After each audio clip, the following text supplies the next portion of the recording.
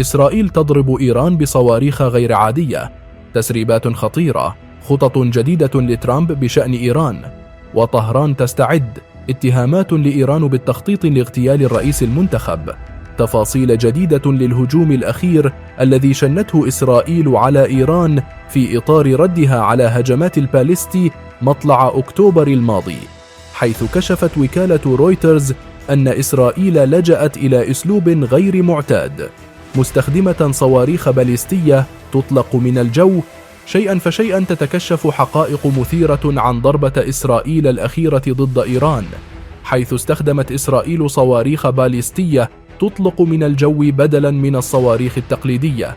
وكالة رويترز كشفت أن هذا الأسلوب الغير معتاد أثار دهشة المراقبين وزاد من تساؤلاتهم حول تطور الأسلحة الإسرائيلية.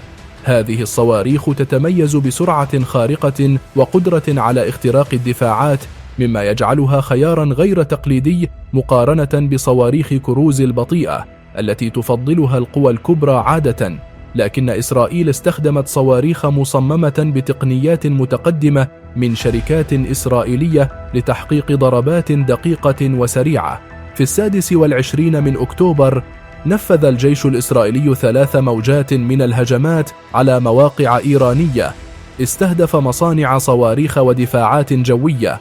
صور الأقمار الصناعية أظهرت المواقع المستهدفة تشمل مواقع لها علاقة بالبرنامج النووي الإيراني، مما أضاف بعدا حساسا لهذا الهجوم.